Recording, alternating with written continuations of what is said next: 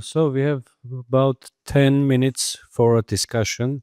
I would like to invite all the presenters to sit at this panel and we'll start accepting questions. Thank you. Any questions? Please introduce yourself and specify who the question is addressed to, or is it addressed to the entire panel? Thank you. So, hello again. My question will be to Dr. Clark. Can you hear me well? Oh, okay, very good. Uh, okay, very good. First of all, I would like to say thank you for your very interesting presentation. I would like to do the very brief introduction. I have one comment and two questions. So I am Tamar Vorel. I'm an MD, trained in PEDS in Georgia, which was Gurdjieff's, like a Gurdjistan used to be. I think some way, somehow, his last name is associated with Georgia, but I'm not really sure. This is just a comment. And currently, for last 27 years, I live and practice medicine in the United States. My practice in PEDS residency was affiliated with Columbia University in New York. And I'm pleased to meet with you here. Currently, I'm a drug safety physician at pharmaceutical industry. Is it clear, or my accent maybe will be kind of? Well, I still have the jet lag to work with. So what was the So this question? is a very brief introduction. My comment is that I think it's very important integration in between contemporary and conventional medicine, because based on what I see, I feel some way, somehow, medicine currently, conventional medicine, not defeated, but deceived a human a little, based on the invasive procedures and all this, manual-oriented approach towards human.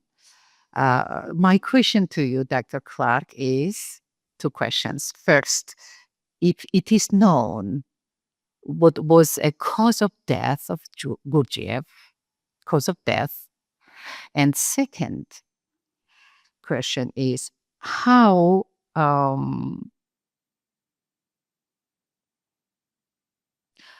knowing contemporary view on human brain helped you in your practice to cure neurological diseases, for example, such as stroke, Parkinson, or even Tourette syndrome?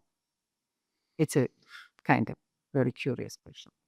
So regarding the first question, my understanding is, and I don't know if you've ever read Dr. Welch, What Happened in Between. He was the New York cardiologist or internist that Gurdjieff requested when he was about to die. He did a paracentesis, which means he's put a needle in his belly because he had ascites.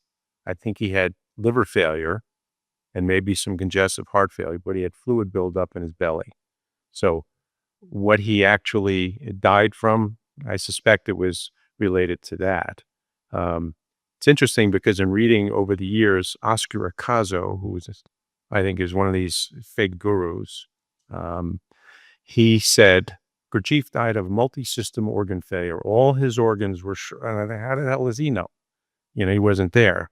But anyway, that's all speculation at this point because it was so long ago. Interesting thing regarding your second question is that, and I've thought about going through the tales and looking at different things. He had Catherine Mansfield sleep in the barn so she could ingest the odors of the cows, and I'm sure he did some other things that were unconventional.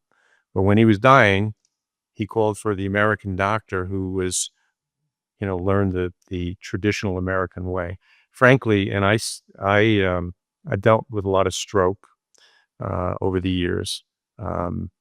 I think modern medicine has had some major advances, and a little blind to certain things. And I think sometimes I even presented a paper about this a couple months ago. So much wiseacring in medicine, okay, and so much suggestibility among people. But I think many people are over medicated. I mean, I don't know about pediatrics. I saw kids when I was much younger, and I trained at Einstein in the Bronx, where Isabel Rappin was one of the world's leading authorities on autism. And I remember the time I spent with her, but now everybody's autistic. I said, where did this come from? And we're overdiagnosing things. So the criteria are a little out of whack. So is this just normal? We have 8 billion people on the planet, or 13. There's going to be a lot of variation. All right. And because of the abnormal existence that we have, who knows? They'll make another 100 years, there'll be more disorders because we're more screwed up, more mechanical. Right. So anyway, I don't know if that answers the question. Yeah, for Jeff, is the how did it help you to knowing the doctrine of Mr. Gurdjieff in your practice to achieve your goal, pure patience? Well, to me, it's a very personal thing because I think I find it a privilege to be a physician. I came from a lower middle class family and I worked my way through school. So I was very fortunate because I dealt with people for a long time. I work with people whose first job was as a doctor, and how do they know about the mailman or the other people? So I like to think that it's helped me develop empathy and compassion and understanding. Like, when I see a patient and they're basically being referred to hospice, I don't think that happens often in pediatrics, by the way. You realize they're at the end of their life. What can you offer them? And it may be a simple word or something simple. So I think that as I get older, I think that's the thing that's become more and more important in my life, in my practice. Yeah, it's okay. You have to diagnose things. Sometimes you're wrong, but if you were trained properly and you take a history and examine people, often you're right. Okay, so I don't know if that makes any sense, but Thank you very much for the question and the answer. We're ready to take maybe 2 more questions. Yes, please. For I am a medical Swiss doctor, interesting in the Gurdjieff teaching and Gurdjieff work. And I have a question for you, my confrère, Dr. Clark. Can you tell something about this sort of cells in the brain named astrocytes? Are they a relationship with the possibility of consciousness? Are their form a symbol of a sun or an astro? So the name itself. if I suggests understand your question, you're asking about cellular changes in relation to understanding, the Gurdjieff teaching in the body. I read something recently. There's a book by Dr. Christian Wertenbacher, who I think some people know, and he actually addresses this business at a cellular level. I still think that's very complex for me. I mean, I don't deal with cellular level things. I mean, if I was a pathologist or something, or a pharmacist, but again, I think this is secondary, the cellular changes, to the actual connection of the centers, which I think has to do with, being part dog duty or work on oneself. Okay. So I, do I, ex- I don't know. I asked this question a long time ago to a friend of mine in the work who was an ophthalmologist, and he seemed to think it was all cellular. I disagree with that. The cellular things may change, okay, but I don't know. I don't know about the cells in the brain and work. I mean, maybe that's something we need to get some younger people to do the research with that. How's that? Mhm. So thank you. I have a second question for Annie. Can we speak about conscious effort, a kind of conscious effort? If when I am speaking to you now, I sense my soles of feet at the same moment, to speak with you or to be in relationship with all my body from top of the head till the sole of my feet. Well, thank you for the question. That's one of the practices of the school, is to observe myself and try to be conscious. And suffering, I have to suffer maybe while I'm talking, to be present and feel myself, like my feet on the floor. Can we do that together? For example, can I feel my soul, the sole of my feet while I'm talking or while I'm listening?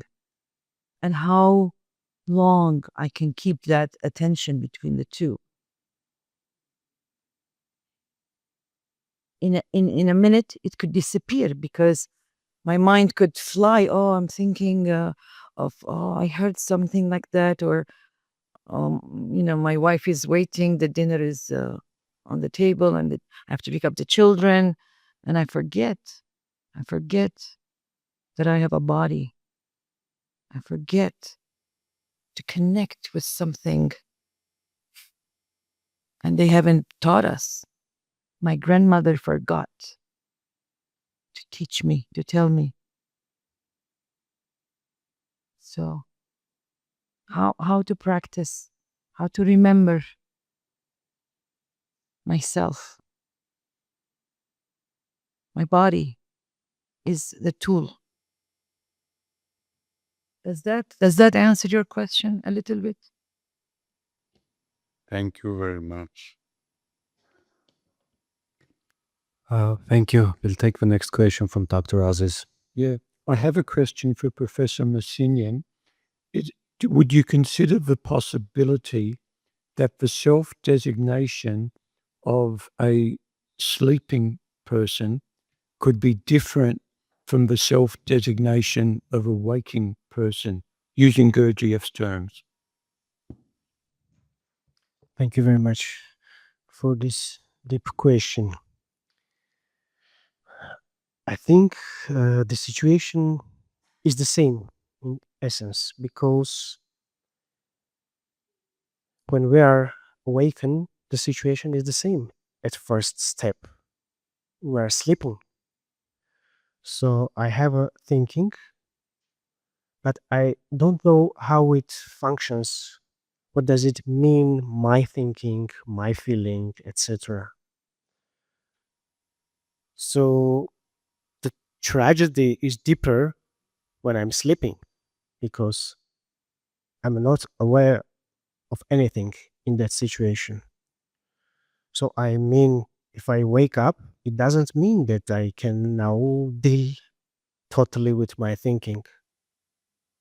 So that's why the situation is the same in essence, but in practical perspective, I have an opportunity to deal with my thinking, with my thoughts when I'm awakened, let's say. I think we can take one last question. Yes, please. It's a question for you. Could you describe a little bit about how active the Gurdjieff work is in Armenia? Can you just talk a little bit about your school and tell us a little bit about what's actually going on with the work here. Thank you. Yes. Michael Pittman, where are you? So, Michael Pittman, how many years ago, Michael? 2006 or 5? 4 was the first one. So it happened 2004. Michael Pittman was giving some lectures. I mean, I don't want to take a lot of that, but I I wasn't in the work. I didn't know anything about the work or what Gurdjieff was, who Gurdjieff was. And Michael was giving lectures here. I think from which university? Also, there was a seminar or a conference, and he was from New York at that time. And there were the foundation, and there was a beautiful woman, Lillian Firestone, my teacher. And Michael insists to her every year, Lillian, I'm going to Armenia. Come with me. Come with me. And no. Why am I? It's the end of the world. Where am I coming? And then on the third year, he says, this is my final year of organizing conferences. Come, this is your final chance. So she decides to come and gathers few of her comrades and students that she was working with, and they come in the conference. That was the beginning of creating a nucleus in Armenia of people that she assigned. And since then, the group has been on and off. But today we have a school where we have teachers coming in, instructors with their movements or working with the, who are interested. And we're trying to follow the teaching as accurately as possible. And this concludes our session, this panel. Thank you very much for this engaging session, for questions and answers. See you after the coffee break. Thanks.